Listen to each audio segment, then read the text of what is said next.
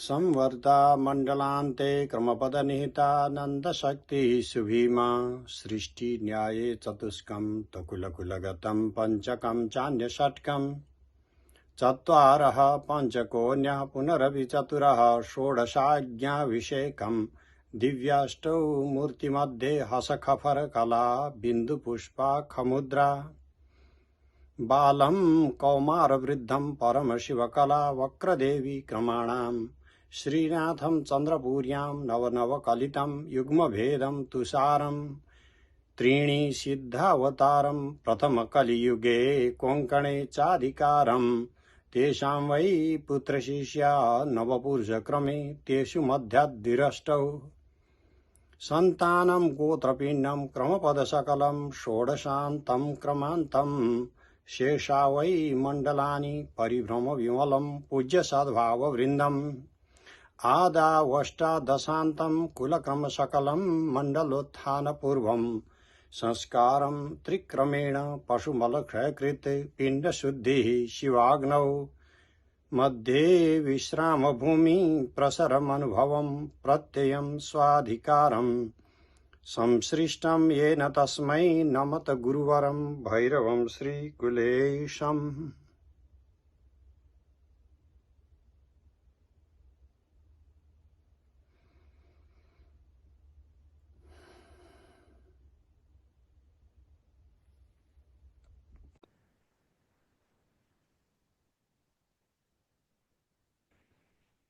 Respected Guruji, I've seen Professor Navjeevan Rastogi somewhere here.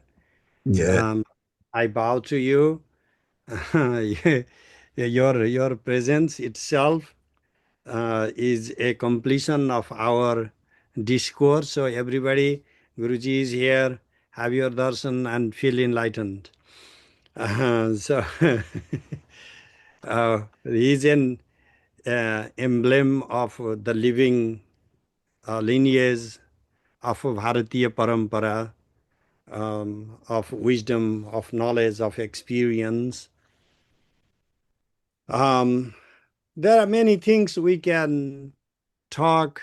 Everything has already been discussed. I do not know if I would have anything new for this evening for you today.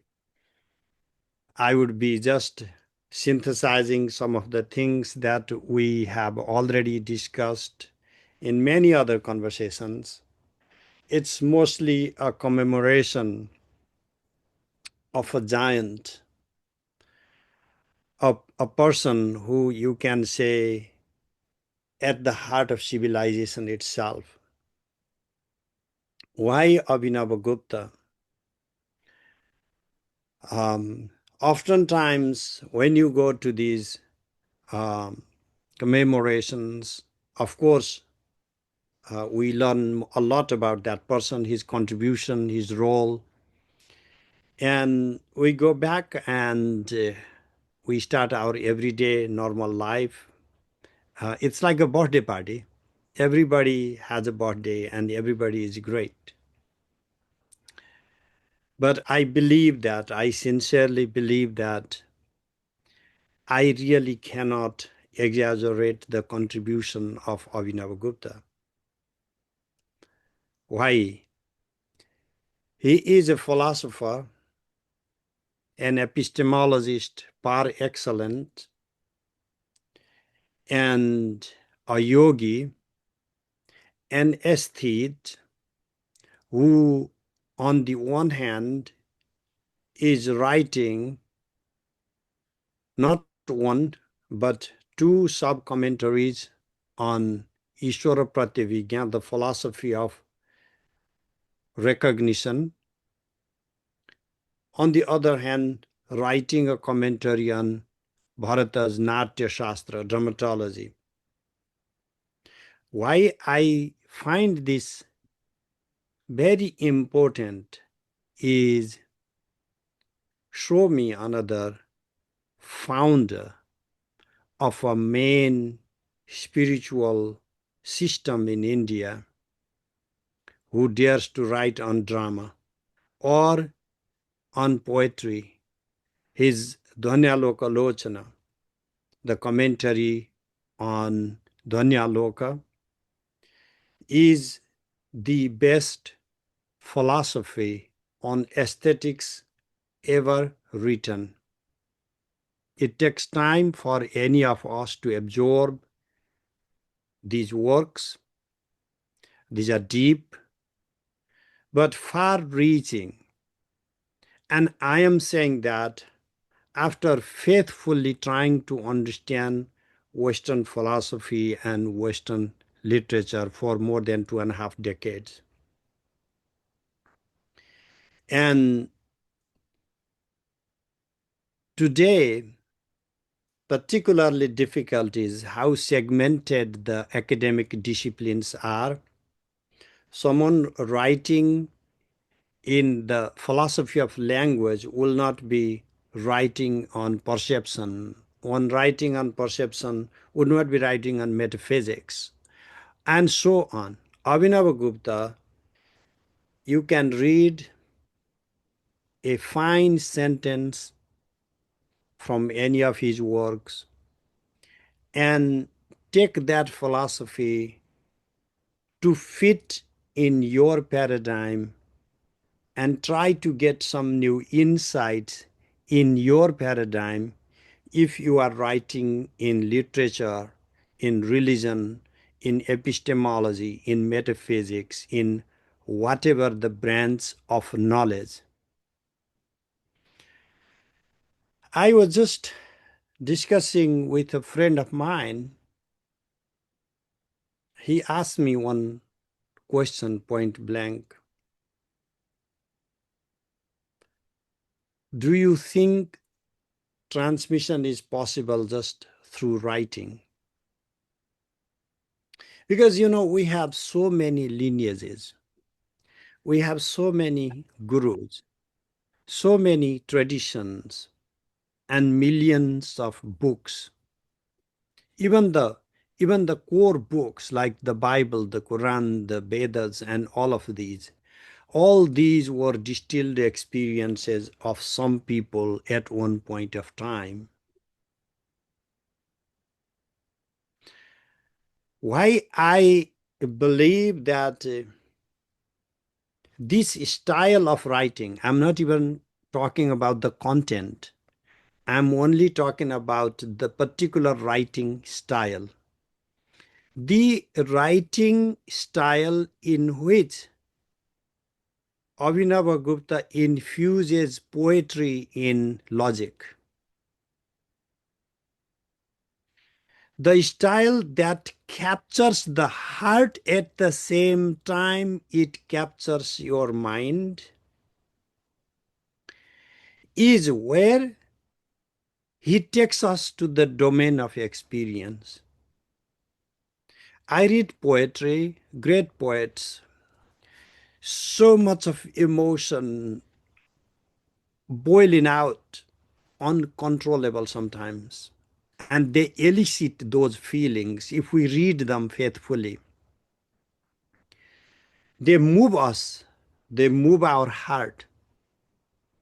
But we know it's a fantasy, it's poet's imagination, and we have to move on. And we read logic.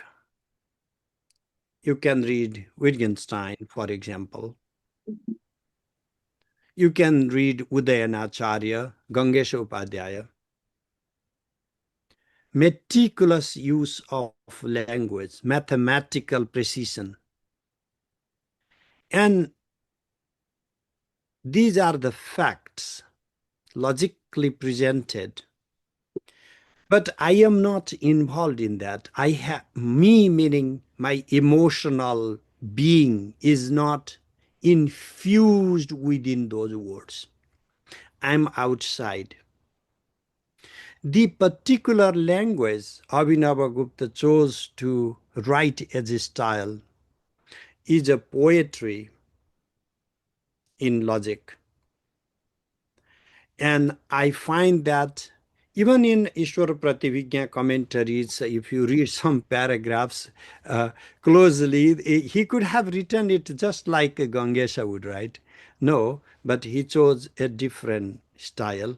But that is more pronounced, I would say most pronounced in, I keep saying again and again, in the book Paratrishika Vivarana. I have not read a book in my life that is as moving as Paratrishika Vivarana. In the outset, this is just a commentary upon 30, 35 stanzas and a really simple book actually. Anuttaram katham deva sadhya kaulika siddhinam ena vijnatamatrena khechari samatam prajet. So that if you know Sanskrit language, you will see that the book itself is a very easy, straightforward, simple book. And one of my frustrations with my Indologist friends in the West is, oh, he didn't. No, generally, when they would read commentaries like this, they would simply say, he just didn't get it. Look at the book; it doesn't say all those things, and he didn't write that. He wrote so many other things. And you know what that is? That comes from total ignorance of the tradition of writing bhashya, writing commentary in India. It is what the text says in its fullest. It's not the minimalist way of writing. And in this Paratrishika Vivarana, you will see what a text can say in its fullest. So I requested to discuss a little bit on Shakt Upaya, and unfortunately Ramananji is not joining. Rather than taking advantage of his time also, I think it is advantageous for us to use that time for our conversation, for question answer and any discussion. So I would only briefly outline some of the concepts from within the text, and I would say why this is extremely extraordinary lineage and exceptional work, and why this needs a global audience, and why we all Bharatiya need to be very proud of these systems. Because I have lived through my life since the day I took my Diksha. I was only 16. I have gotten the title from among friends to be a tantric, which is, of course, in Indian society and anywhere in the world.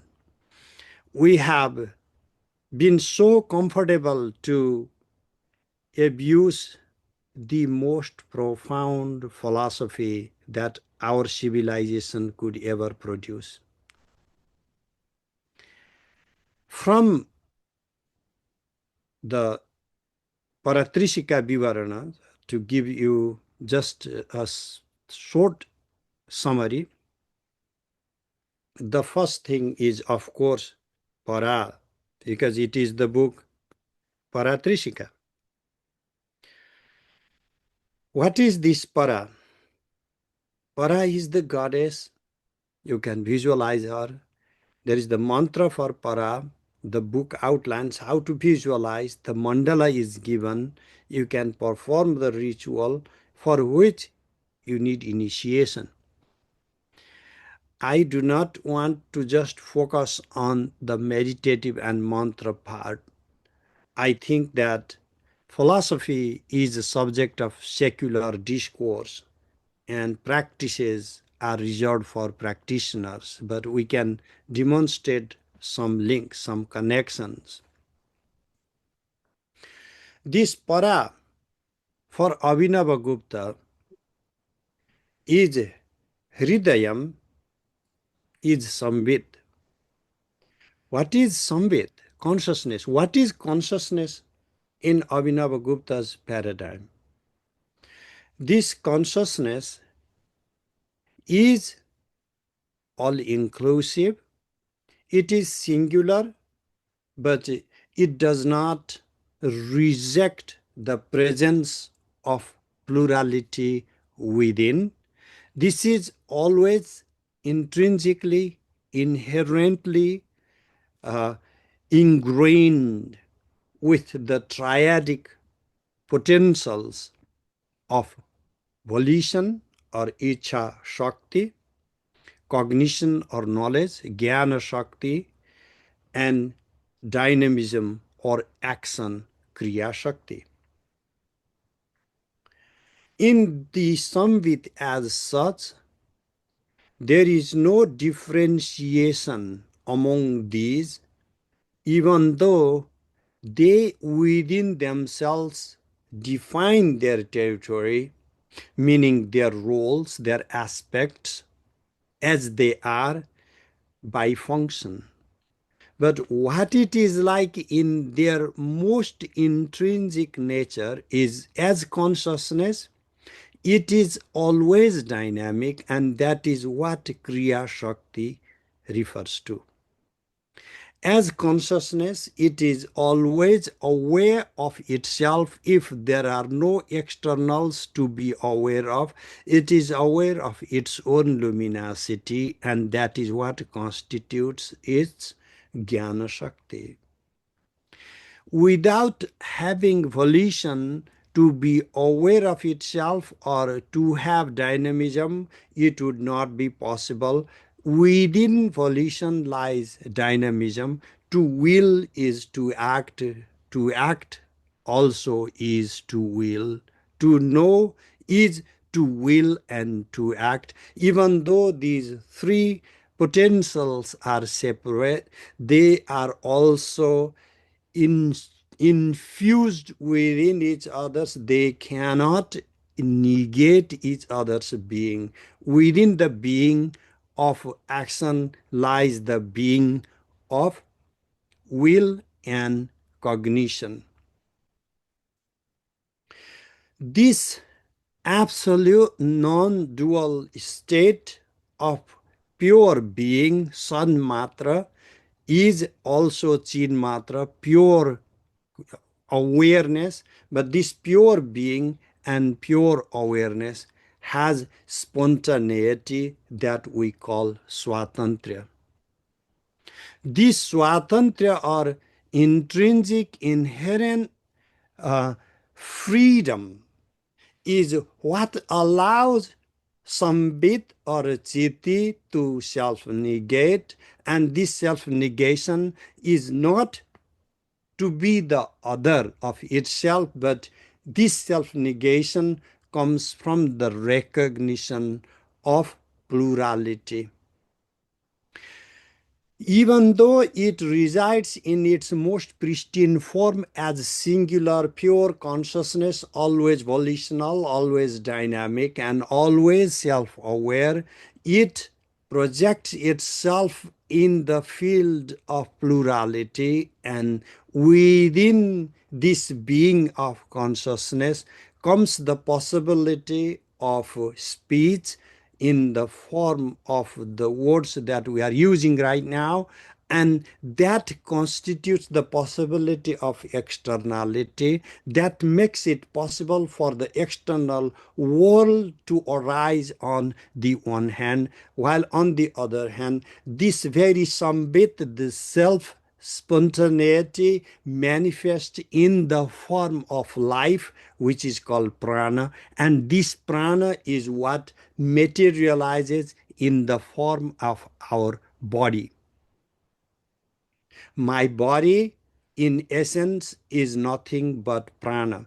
My prana is, in essence, nothing but sambit. The same way, the external categories, the earth and the water, the fire and the air, the sky, and all that exists is nothing but an extension of this very consciousness in the form of pure dynamism.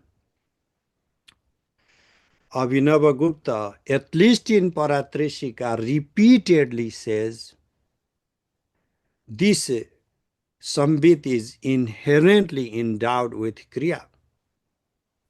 You cannot envision Sambit lacking Kriya Shakti. That would break the structure of the Trika. So, if consciousness is always Kriya Shalini Samvete, always dynamic, what that means for us is that our being itself is always dynamic. We exist in this pure dynamism, but that we should not understand in the sense of the dynamism of space and time, because space and time is a possibility, an expression of freedom. That is the power that resides within Sambit, within Chiti. That is an expression of Sambit. Spatio-temporality or space and time are possible as a category within this Sambit as the pure possibility. This pure possibility of Sambit we can see in the form of the triad, because in its most pure and pristine form she is called Para, but she alone herself, when expresses as speech in the non-dual form, she is the Para Vak, the speech in the form of Para. So she is both the goddess Para and the speech Para, because whatever is the speech is divine. It is not just what expresses, it's not just signifier, it is the foundation within which both the signifier and signified are grounded. Not just that, it is before subjectivity is construed. Within this para resides not just signifier and signified, therefore, within this resides subject and object. It is the ground that makes subjectivity and objectivity possible. It is not conceivable to think of subject. It is not conceivable to think of an object without this foundational para, which is both pure consciousness and the speech as it is in her own pristine form. Now, when she expresses to come towards outside, the zeal, sisriksha, the zeal to be many. This sisriksha unfolds in two structures of one within which there is an externalization, but that externalization is not given the sense of the out. It is still one within the self. It is self-saying speech we call Pashyanti.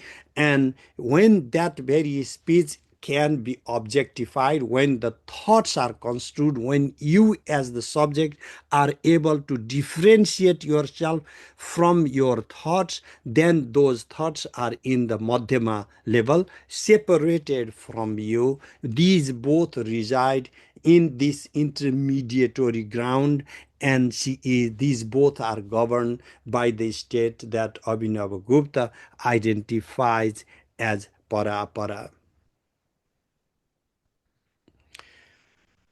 This very pure consciousness, now fully objectified, is in the expressed Vaikhari speech, and this is where the object is presented to consciousness as an object, as inanimate, as inertia, as the outside, and that outside, the externalized object referred by words expressed in language, is we call Vaikhari, that is governed by Apara. These triadic goddesses, Para, and Apara, constitute the core of the Trika system. But what we see within this Para, and Apara is the manifestation from within the foundation of pure being, pure Chiti, pure consciousness, of a triadic structure, a trikona, in the form of pramatri, the subject, pramana, cognition, and prameya, the object. Now that very triadic structure manifests also in the form of pramatri, the subject, para, and pramana, the means of cognition, para, and prameya, the external objects, apara. Now, when you envision the moment of the rising, the moment of enduring, the moment of collapsing or being reabsorbed, and the fourth state before the beginning of the new stage, after the collapse of the initial stage, collectively four. If you can see those four stages in each of the steps of subjective consciousness, of the rise of cognitive faculties and cognitive function, and the objective world, the rise of the object, the endurance of the object, the dissolution of the object, and an instant wherein there is neither the rise of an object nor the rise of the cognitive function. So if you see in these four stages for each of these, you have 12 stages, and these are called 12 kalis. These 12 kalis, Abhinavagupta says, are worshipped in the Anakhya chakra. If you are familiar with the Kalika Kulakrama, you know that Kalika from within the Krama system has fivefold functioning Panchakrama, Srishti Sthiti Samhara Anakhya Bhasa. So there's Bhasa Kali, Anakhya Kali. So in each of these steps, she has separate wheels of Kalis. You should not think that Abhinavagupta has written down everything he knows. Unlike us, who write a lot more than we know. We borrow everybody and then put in our work. Abhinavagupta gave us a glimpse of Anakhya Chakra. Now you go back and find the Srishti Chakra, Sthiti Chakra, Samhara Chakra, Bhasa Chakra, and imagine the philosophy that he chose to not write about. Just don't only think about the philosophy he wrote. Just think about the philosophy we know he knew. But he chose to not talk too much. No need to say you give this enough guideline. People want to go, they will go. They don't want to go. What's the point of telling them too much? So anyway, so this how does this will come into being from Abhinavagupta's analysis of pure consciousness? As he said, this pure Chiti is itself the absolute. He uses the word Anuttara, which has 16 different meanings. He enjoys playing with words. That is what Abhinavagupta is. He plays with his own name, his parents' names. Okay, the very first verse I cited, he is not simply giving the names of his parents and his own name. He's infusing multiple meanings within the names of his parents and himself. So they don't get scared like how many meanings, or do not skip, because the meditation here is not about finding something he talks about. The meditation is the mode of teaching. It's like when you read his words, that is meditation happening. There is not like because we are so used to this dualism, the dualism that they completely, no matter how much of non-dualism we talk about, we are so dualistic that we are always trying to cut out language to go to reference. We have given privilege to the referred to reference, and we are so ready to dump the words, because these are like, who cares for? These are like, you go to shopping and you come with some plastic bags, and they are there just to carry some goods. Like you want to buy some mangoes. I know if I were in India, I would do that. So you want to buy some mangoes, and, and then you don't want to chew on the plastics. I understand the sense. That is the fundamental dualism you need to liberate yourself from if you ever want to understand Abhinavagupta. Therefore, don't think these are the words he is talking and using to say something. Let me understand that something. There is no something outside of these words.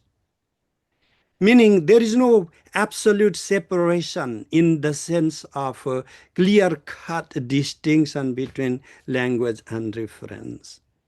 That is why Sambit always is infused in the conversation of speech. Look how he does, like this analysis of Trika. This Trika, the triadic goddesses, Para, Para, and Apara, are also you and I and him.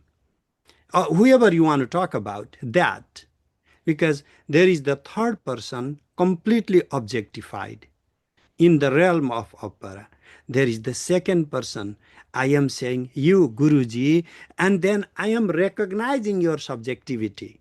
I'm also objectifying you as giving my presence. I'm aware of you. That awareness that I have is of an object in front of me. So I have both a subject and object in you. Now we have para para. In this recognition, I have para para, and then I am this awareness, and that is para. The triadic structure is in our conversation in every day, in recognizing the object as object, in recognizing the subject in subject as subject, and in our intersubjectivity. What is intersubjectivity? Because that has taken so much ground in a later 20th and 21st century philosophies, in cognitive science, psychology, so many areas, phenomenology, we talk of intersubjectivity. It is not just a recognition of the other subject as pure subject, not a recognition of me and you as two subjects having conversation. That's how they say. It demands a certain level of objectivation of the ego. I am I am capable of objectifying myself. I am capable of presenting myself among you. And I am that if I am able to present myself an object, I am also able to present you as an object. We are in the field of objects. Don't just focus on subjects. This is too much obsession. We are infused in the field of objects. Yet another object. Me, I am okay that you are objectifying me. How would you cognize? How would you see me if not as an object?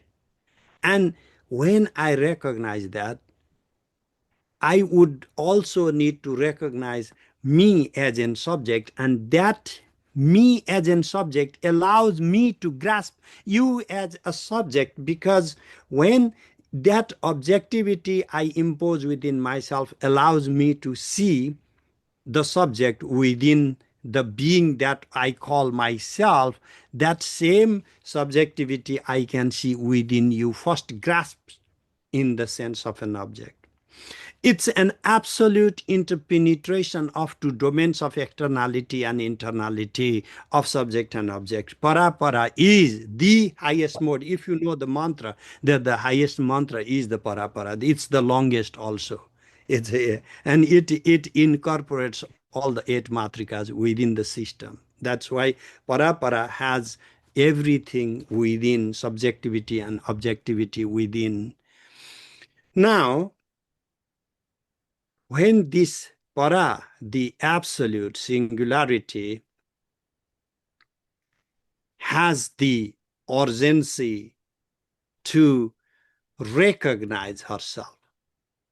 What I mean by self-recognition, To see herself in this pure and pristine still luminosity is great. But to recognize oneself in plurality is kingship, Aishwarya. What type of Ishwara you are if you have no subjects? It's like what type of king you are if you don't have a kingdom with populated with subjects. Plurality is intrinsically, inherently needed for subject to recognize among subjects. This pratyavijnana is not just simple jnana. This pratyavijnana is the recognition of singularity within plurality. This is being total. Being total demands recognizing many. And it also demands recognizing that oneness within many.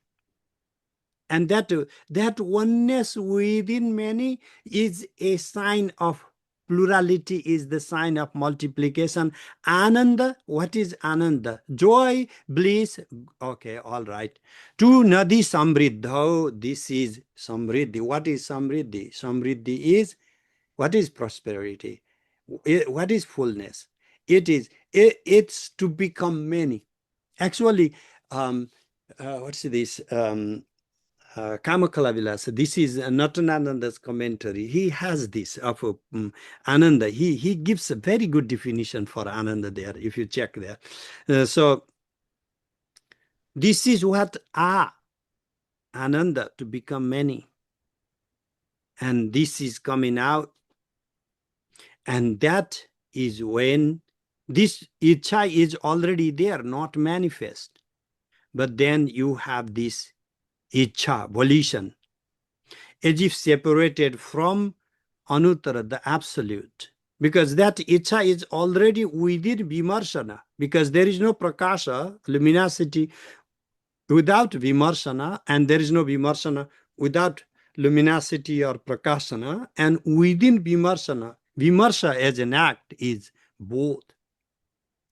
To have Vimarsha is to have action, to have knowledge, and to have the will. The vimarsha is inseparable from these three acts.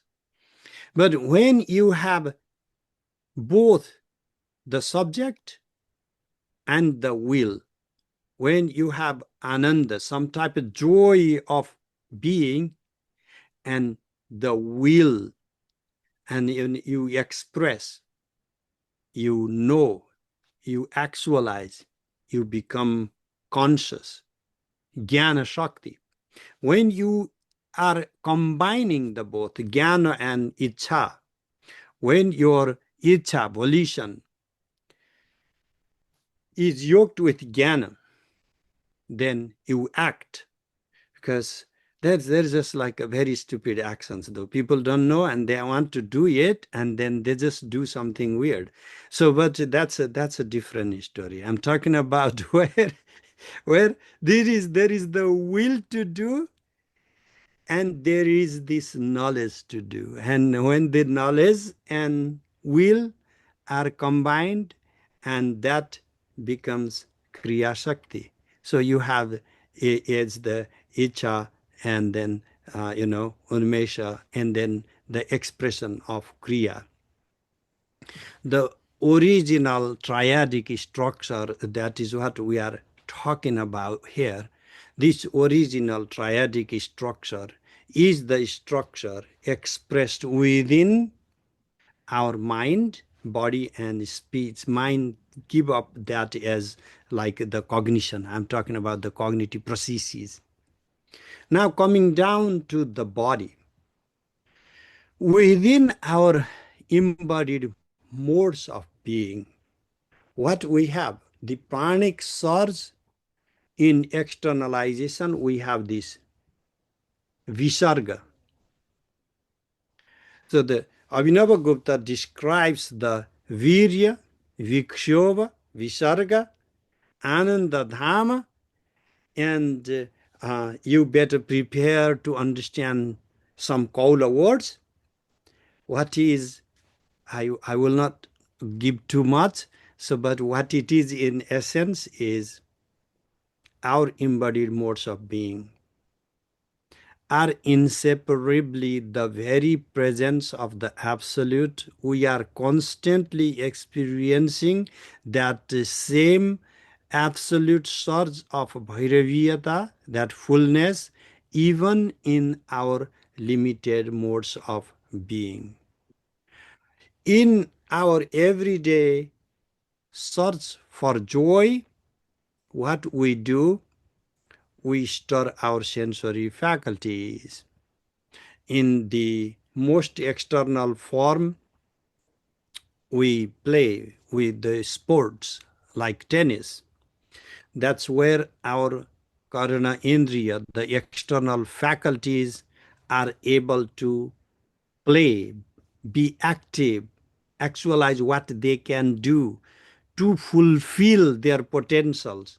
And when they fulfill their potentials, there is joy.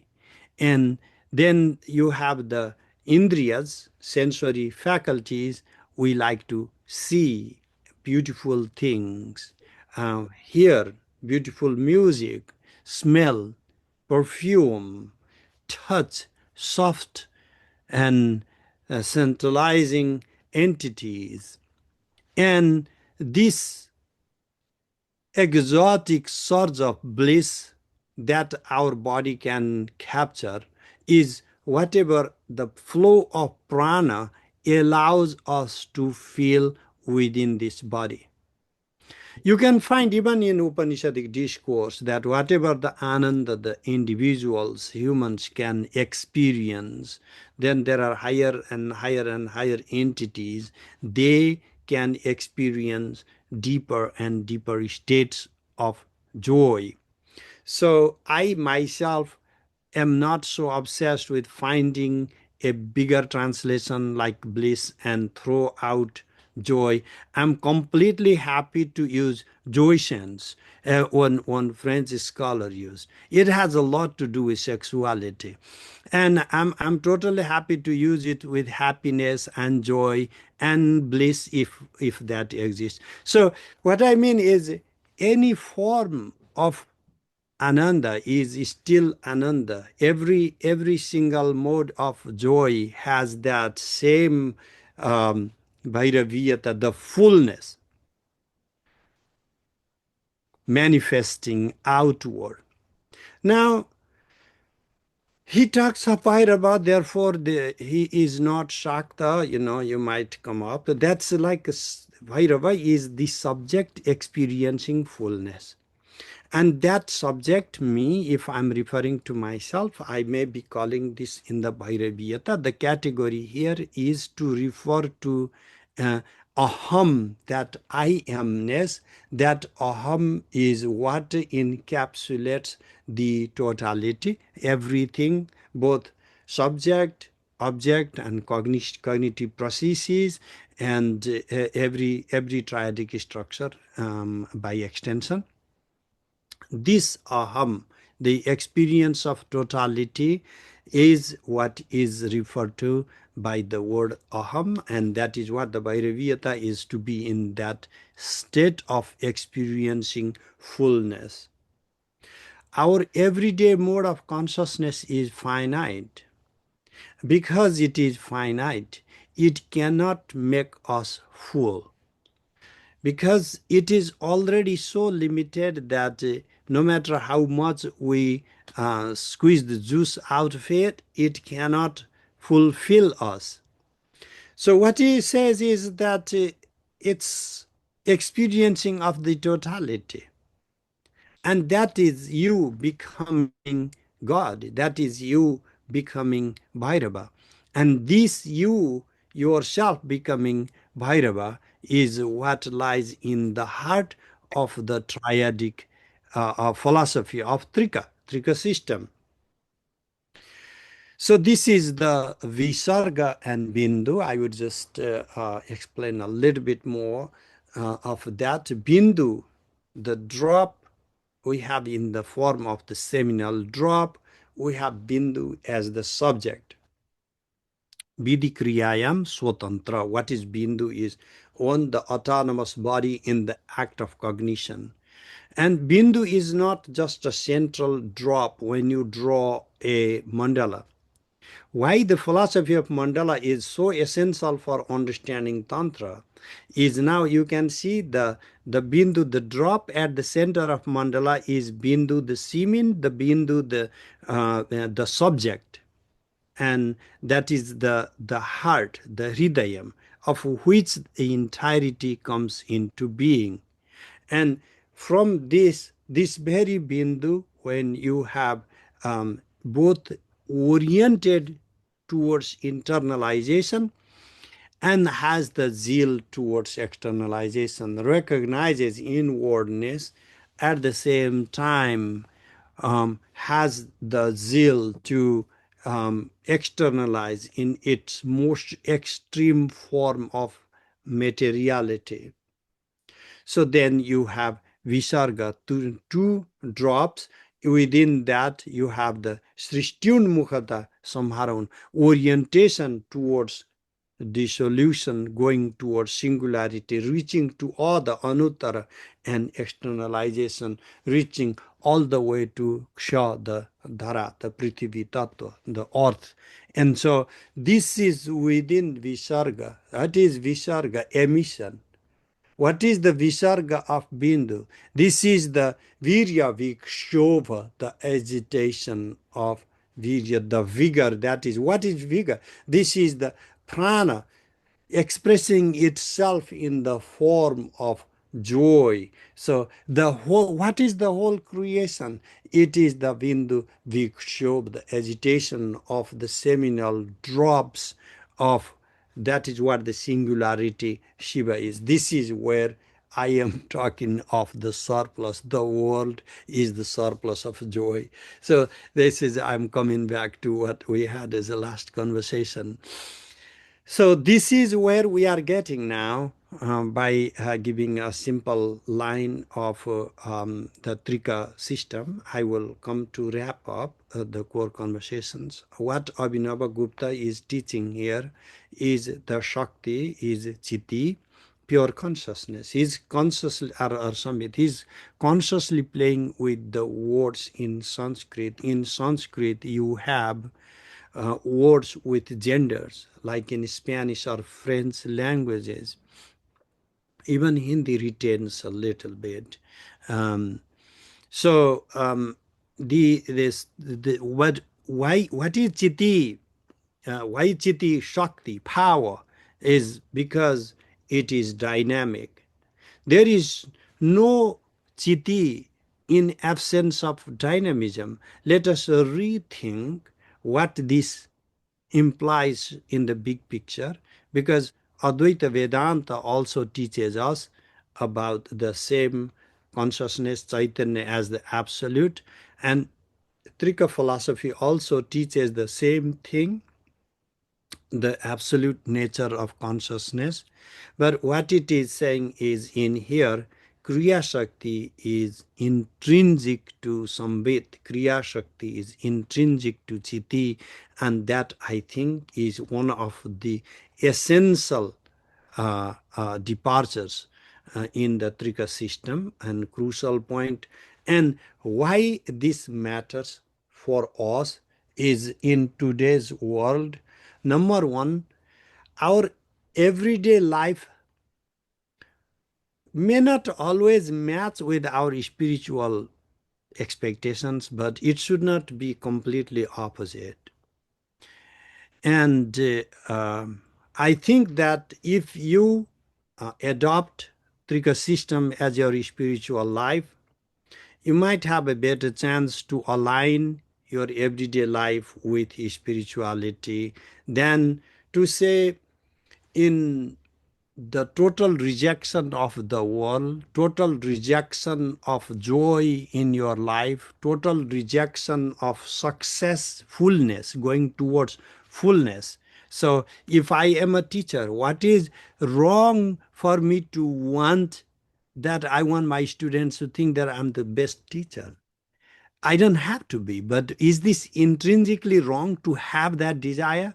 The desire of fullness in whatever you want to be. Is it so wrong for a rose to have the zeal towards the best of the blossoms? We all are woven with that same zeal. The nature has it. Give the best environment.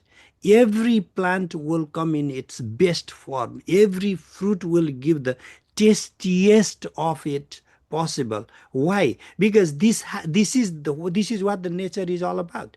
This is what the big programming is all about. To express in the fullest form possible. Animals want that. Plants want that. Birds want that. And if you want to experience fullness within you, why do you have to feel yourself a sinner? Any philosophy that makes you compromise your fullness is not a philosophy for life. And how can you walk in the opposite, two opposites of making one as your spiritual path that goes in contradiction with your everyday life?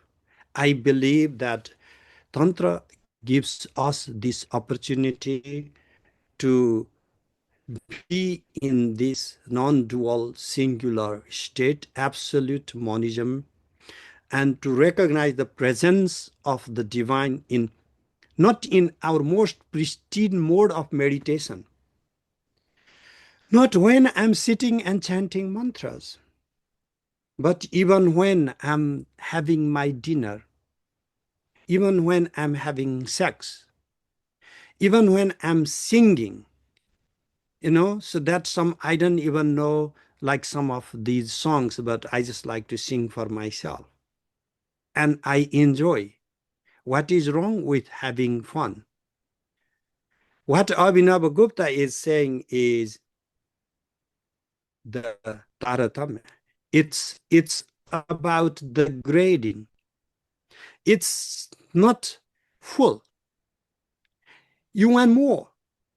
And you have to have the zeal to want more.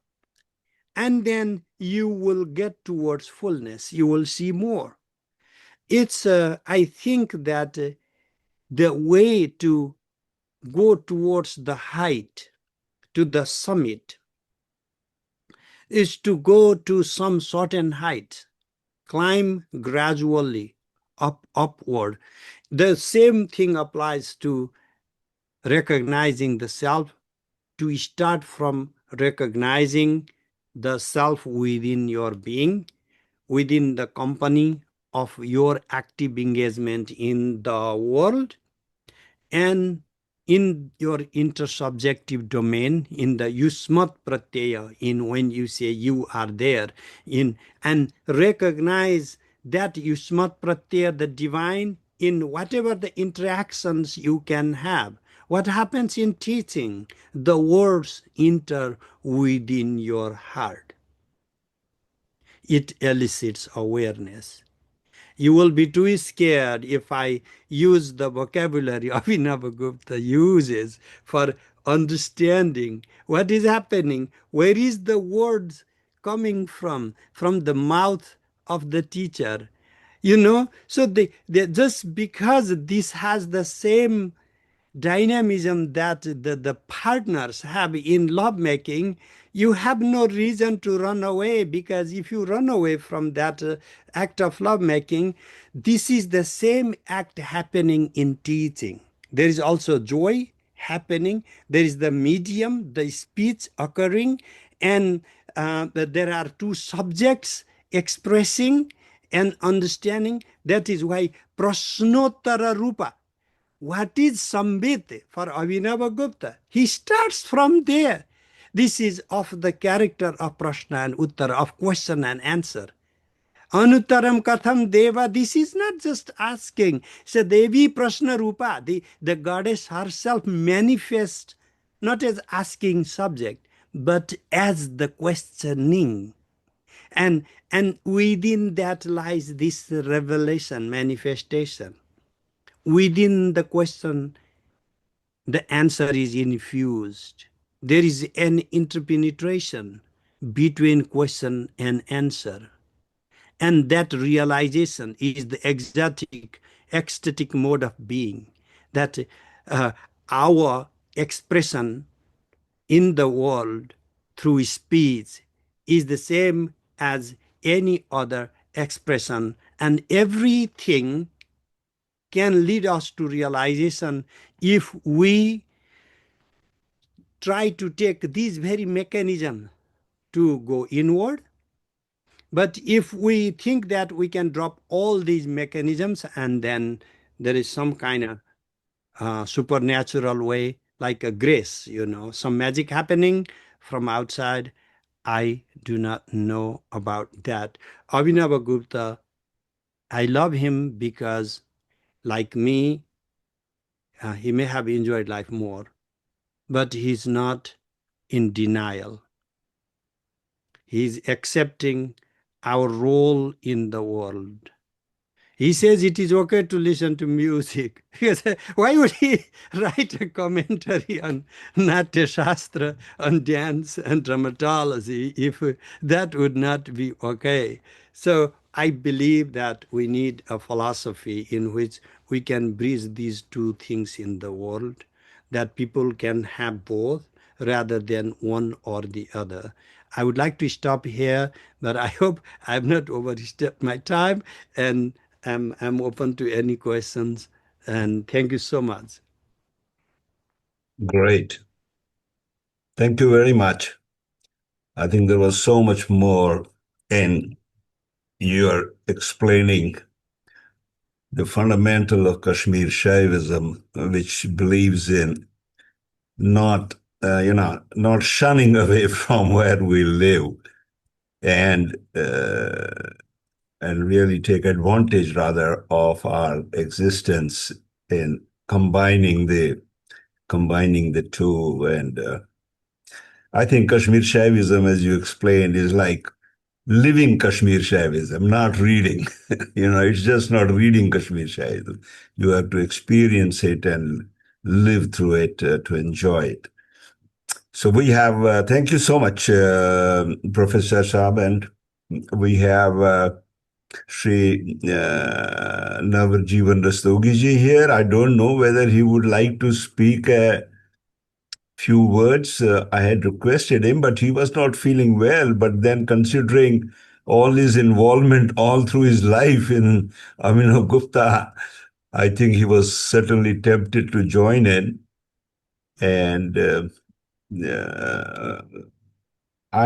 can unmute yourselves, all of you, whosoever wants to put a question. Allow participants to unmute themselves. Yeah.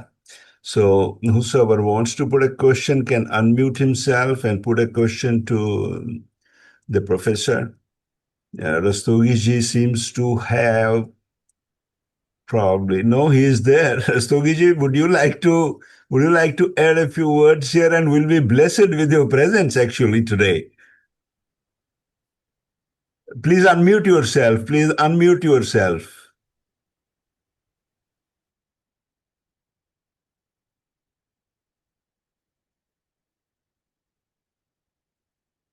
You'll find it on the leftmost, niche, sabse leftmost in the bottom. You'll find, yes, we can now hear you. Yeah, right. Thank you so much. Thank you. I just wanted to compliment Sthaneshwar ji. I mean, it was a wonderful talk. And I have been hearing him, listening to him. He doesn't know, but I quite often listen to him. I feel always grateful that he is spreading. I mean, steeped in Indian tradition. He is spreading the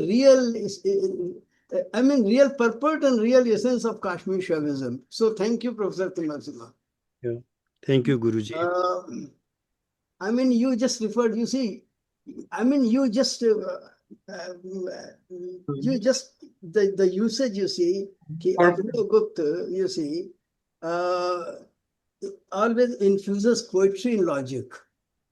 But do you know, today you have infused music into philosophy. So thank you so much.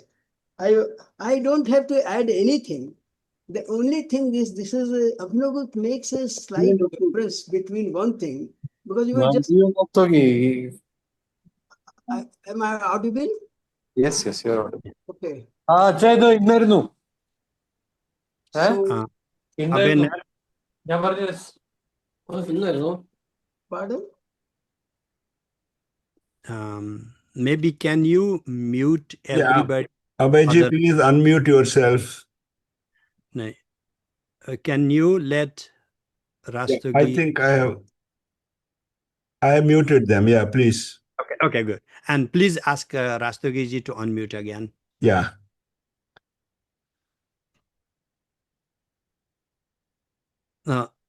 Guruji, you need to unmute again. Rastogiji, you need to unmute yourself. I hope he has not got disconnected. Yeah, he's talking and we didn't hear. No, he is there. He is there. I have told him to unmute. Actually, he can be Yeah, unmuted from the host side also. yeah, I am trying to unmute him. Yeah, that happened to me too. Okay. Yeah, he's here. Now, can you listen?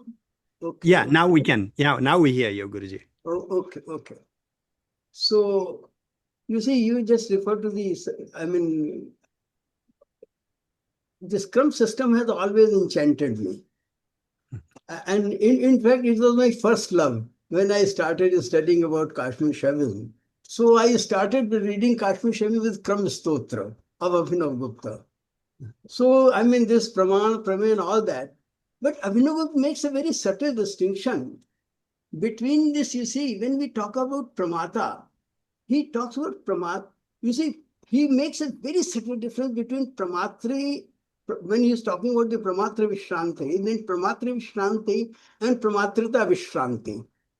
And here lies the distinction, because you see, the language principle, he deals, he discusses with the Pramatra Vishranti, and the rest principle, he deals with the Pramatrita Vishranti.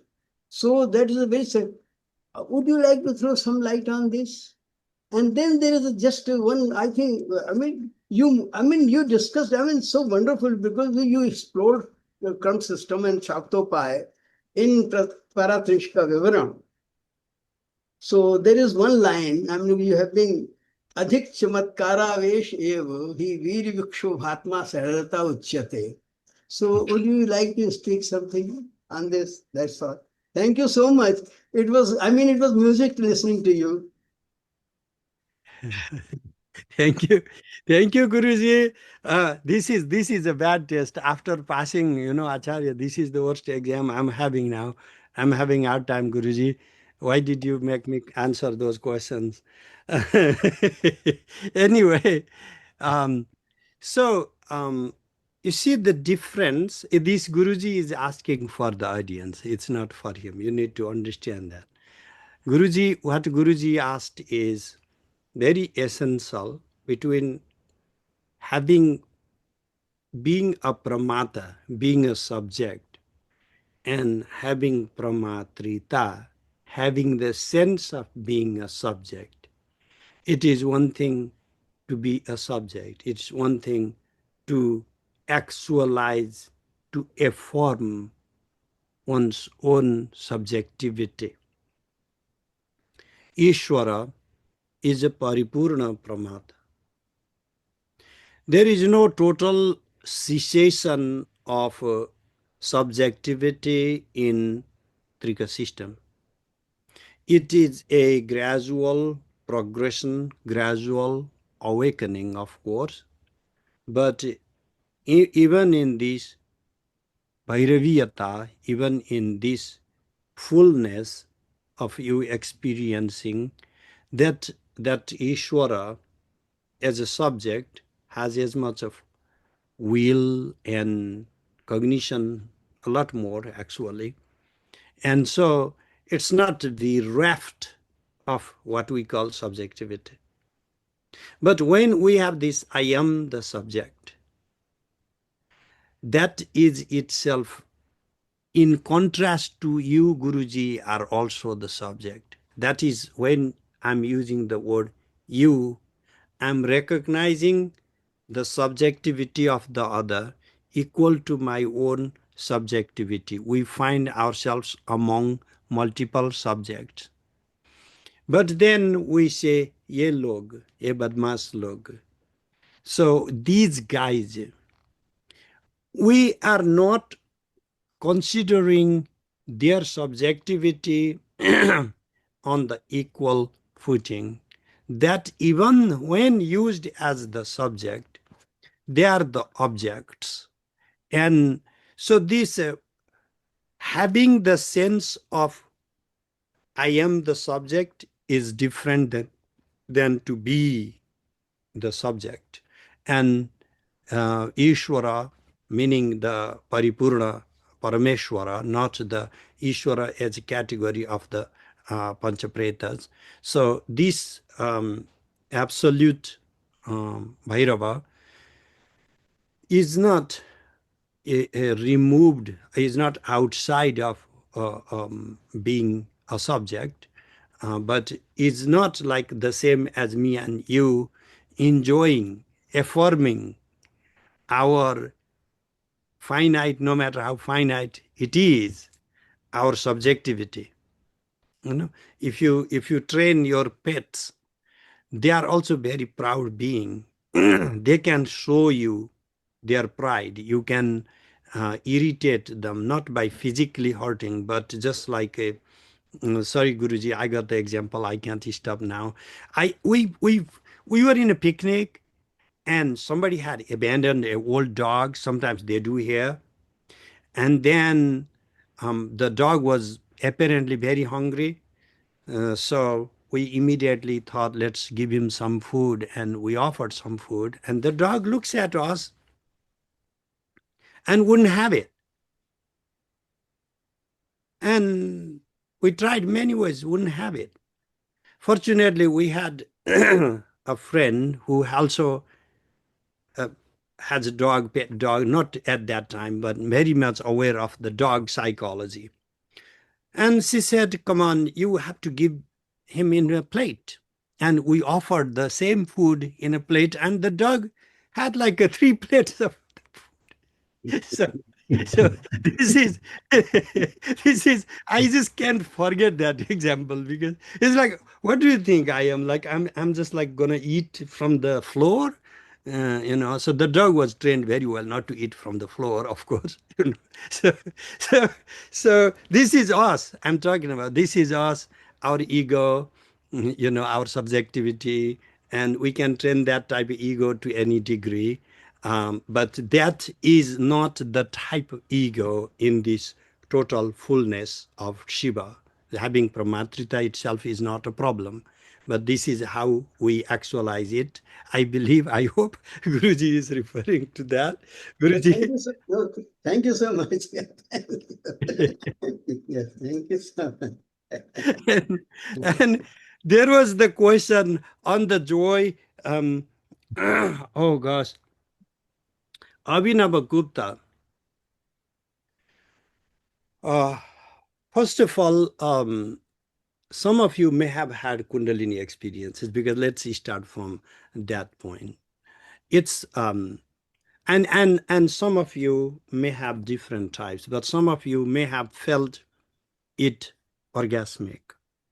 Okay, if you have not, and not like I'm in the state all the time or something, but I practice these things very faithfully. And in occasions, I've had some of these experiences that I would say not very common in everyday mode.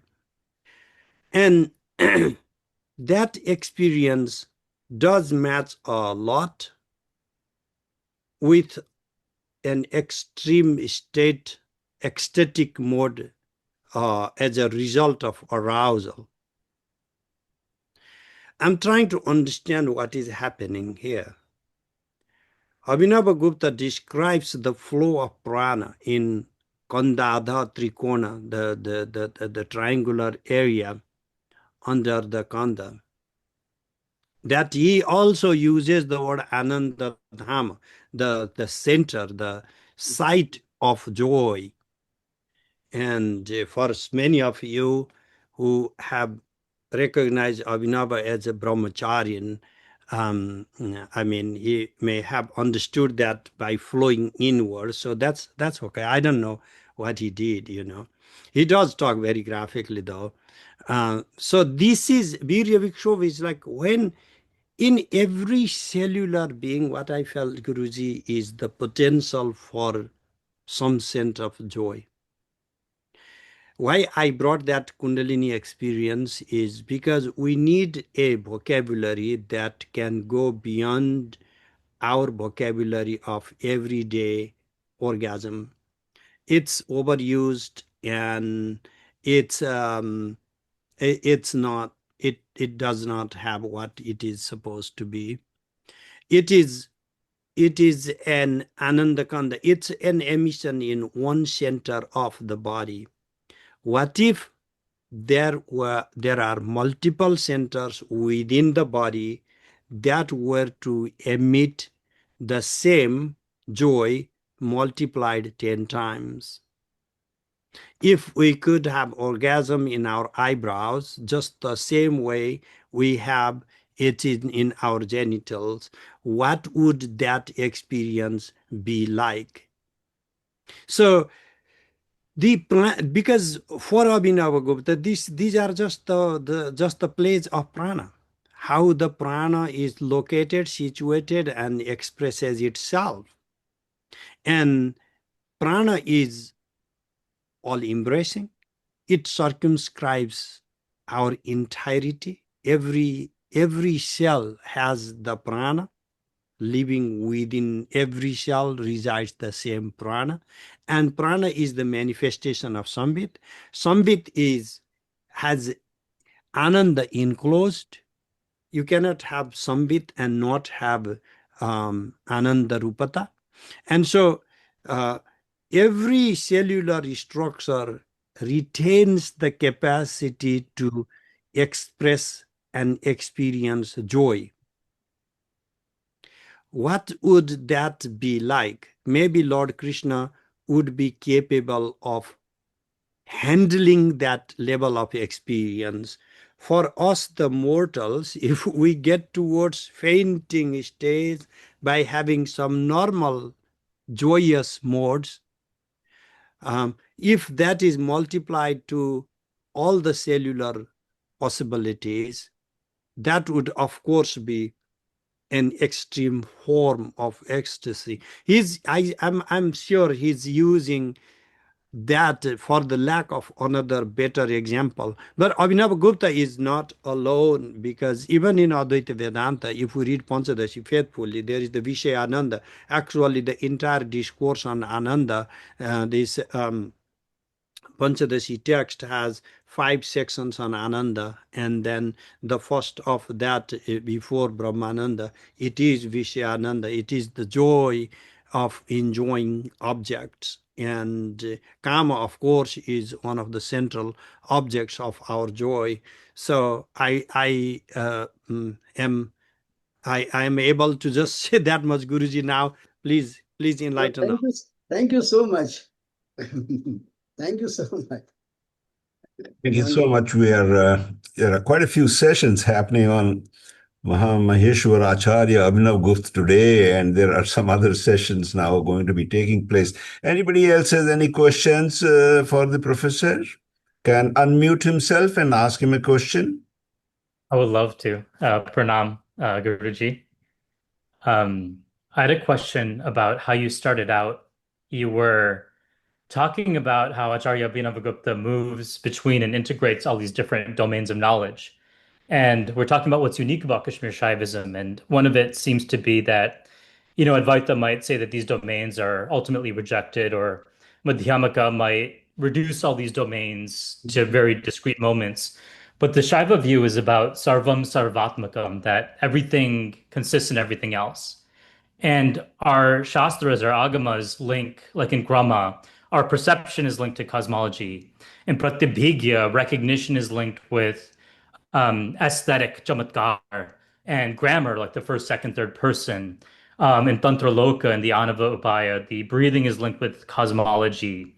In the Paratrishika, the alphabet is linked with tattvas. And Abhinavagupta in the Partrishka Vivarna cites the Mahabharata, and he basically says that the source of why everything is like everything else is Shiva. The Yasmin Sarvam Yata Sarvam Ya Sarvam Sarvataschaya. And he makes the claim in Tantra Loka that there's a Swayambhu, that if one really knows that there's Shiva, all this knowledge will be revealed instantly through pratibha, through insight. So, we wonder, like, how do you prove Shiva, or how do you prove this Kashmir Shaiva view? And I wonder, isn't the fact that Acharya Abhinavagupta was able to move through and integrate all these domains itself a proof of Shiva? That Shiva is this one source through which all these forms of knowledge arise from, and through which they can be integrated together, like the principle of consilience. So, is the fact that Acharya Abhinavagupta himself was able to move through all these domains and integrate them, isn't this the very proof of the existence of Bhagavan Shiv? In the Paratrishika Vivarana, Abhinavagupta at one point says, Tarkagama Sosamvitti. So he is laying the foundation for Shraddha. Where shall we lie our faith on? And he is not saying everything is given by Shiva. He could simply say that, which is true. But you need to know that he's writing a Shastra in a secular platform. Just like you say Lord Shiva revealed everything, so can I say Flying Spaghetti Monster personally came to me and revealed this teaching.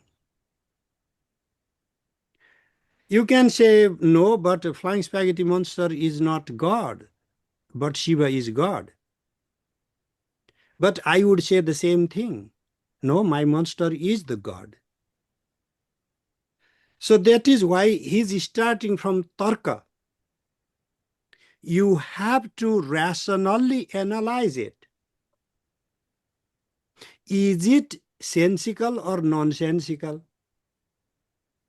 Is it logical or illogical? And if he were to say that in Ishwar Pratibhigya, Vivritti Vimarsini, you could say, oh, Guruji is writing a book on epistemology and, cut him out. But no, it is in Paratrishika Vivarana, where he is pouring out mystical experiences through and through. And he starts from Tarka. After that goes Agama. Agama can be both, hearing from the Guru or hearing in the book. It doesn't always need to be written down book, because sometimes we give too much privilege to book, but Hindu culture is both. We have lived gurus. They live the tradition. And giving primacy to the books privileges a few at the cost of others who do not have written books. 2. And then Swasambhiti, Swanubhuti. There is the Swasamvedana. What is your own personal experience? So, no matter how much faith you all may have on God knows whatever, you should be allowed to use these 3 categories before you put your faith onto that. What is the mechanisms? These are the mechanisms. Shraddha is there. But for the Shraddha, we should, the moment, Ravi, you incorporate the idea that Shraddha is antithetical to reasoning, you are opening the door for the monstrosity that triumphs humanity, and we rip off all what we have achieved in 10,000 years of human history. If you believe in God, Why are you not having the faith of the rationality of God? Why do you think that God is irrational entity? Meaning, why would God put rationality into you if God would not want you to use your rationality? If you are within the plan of God and God made you inquisitive, would it be so wrong to use your own inquisitiveness to recognize God? I'm going to stop at that.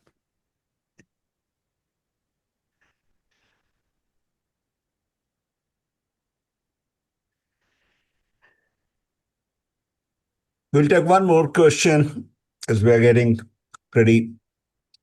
consuming a lot of time of some other lecture that's going to be starting soon on the Acharya. Any more questions? I have put in the chat the email address of IAT Delhi, which is iatdelhi@gmail.com. If you have any questions that arise later in your mind, please send them to us and we'll forward the same to the professor for him to respond. So with that, thank you, Professor Sthaneshwar Timalsina ji. We are extremely grateful for enlightening us this morning on this great day, Nirjala Ekadashi, you all know, also known as Bhimsen Ekadashi, also known as Pandava Ekadashi. So this Ekadashi, Abhinavagupta chose to be born on this planet. So we're all blessed and we hope we continue to receive his blessings. Thank you, Dr. Rastogi ji, for being present with us. We are so blessed by your presence. And we shall meet again soon. Dr. Ramanand will be, he has sent his apologies and he said, I'll hold another session separately to make sure that I can also contribute. So thank you. And Rajneesh ji, welcome. Yes, बोलिए sir, sorry. मैं पहले तो नरजीवन रस्तोगी गुरु जी को प्रणाम करता हूँ। आज के दिन को निश्चित रूप से हम उन्हीं को अपने समक्ष पाते हैं। मैं कह रहा था प्रकाश कहाँ से आ रहा है। प्रणाम करता हूँ। बहुत हमने जो सेशन रखा है सर वो 9 बजे से है इन सब के उपरांत, तो पता नहीं कैसे आपके लिए सुविधाजनक होगा नहीं होगा इस कारण से, लेकिन लिंक मैं शेयर करूंगा सर। उसमें योगेश और अलका जी बोल रहे हैं। लिंक भेज दीजिएगा। हाँ जी जी अवश्य, ठीक है सर। प्रणाम करता हूँ और स्थानेश्वर जी को भी बहुत बहुत आभार प्रणाम उनके लिए। नमस्कार। स्थानेश्वर जी को मेरा भी नमस्कार, बहुत बहुत बधाई। अब तो हमें लज्जित न करे, आपका आशीर्वाद पर्याप्त है। आपके ही आशीर्वाद ऐसा सुनने को मिलेगा तो हमेशा लज्जित करेंगे।